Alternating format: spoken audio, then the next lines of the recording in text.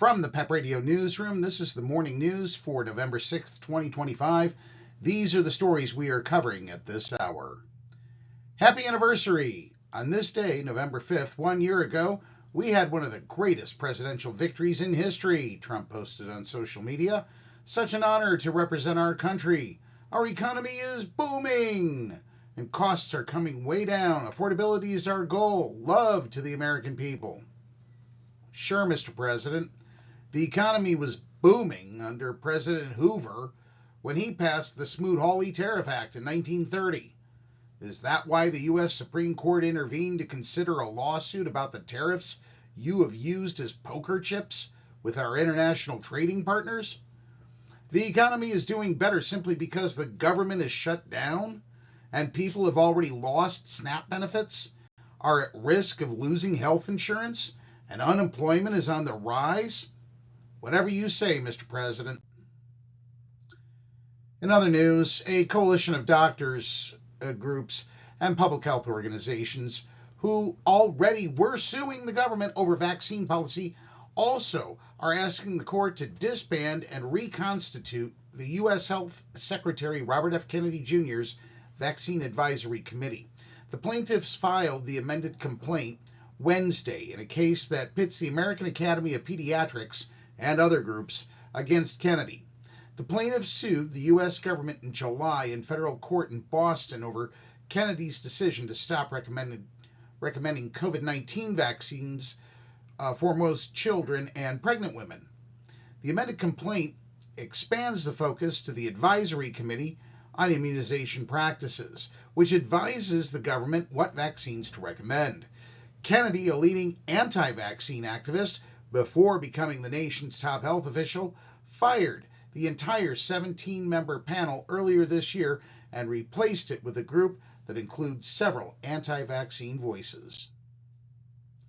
Donald Trump has also nominated Republican former Representative Steve Pearce to lead the Bureau of Land Management, but that decision must be confirmed by the U.S. Senate.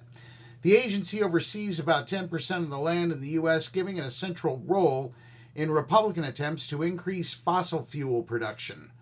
Pearce is a former fighter pilot and Vietnam War veteran who led a successful oil services company in New Mexico. He served 7 terms in the House. A longtime oil and gas industry representative who was previously nominated to lead the agency withdrew in April. That followed revelations that nominee Kathleen Sagama criticized Trump in 2021 for inciting the January 6th attack on the U.S. Capitol. In other news, an explosion at a hydrogen and nitrogen product manufacturer in Mississippi on Wednesday caused an ammonia leak and forced nearby residents to evacuate, officials said. Mississippi Governor Tate Reeves said in a post on the social platform X that emergency officials from across the state were responding to the anhydrous ammonia leak at CF Industries plant north of Yazoo City. No deaths or injuries have been reported, he said.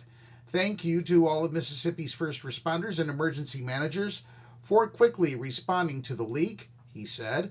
CF Industries said in a statement that there are no injuries and all employees and contractors on the site at the time of the incident have been safely accounted for. Andre Robinson, who lives about a half mile from the facility, said he and his son were getting ready to make gumbo when he heard what sounded like a sonic boom or a tree crashing on his house.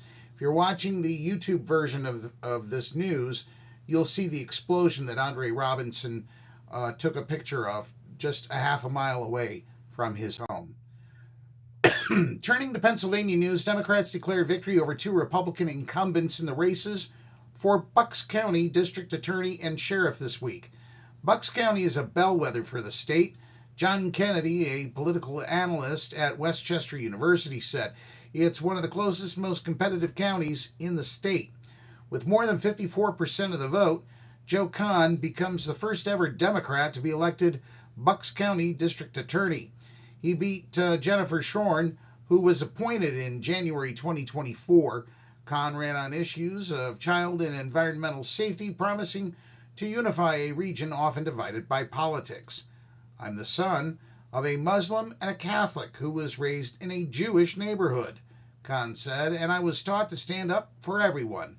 And that's why I became an assistant district attorney, an assistant U.S. attorney, and a county solicitor, where it didn't matter if the people who appointed me were Democrats or Republicans. The historic victory comes 12 months after Bucks County voted for President Trump by a margin of just a few hundred votes, ushering in signs of change, Kennedy said. And that's the news at this hour. If you are watching our news videos on YouTube, please subscribe to our channel. PEP Radio is available on the Live 365 app, Roku, Alexa, and the PEP Radio page at paequality.com. If you are in the Meadville area, please be sure to stop by our local Walmart. Meadville Special Olympics is hosting a table and seeking your help. All donation proceeds benefit the local area Special Olympics. Up next, we have the Meadville area weather forecast here on PEP Radio.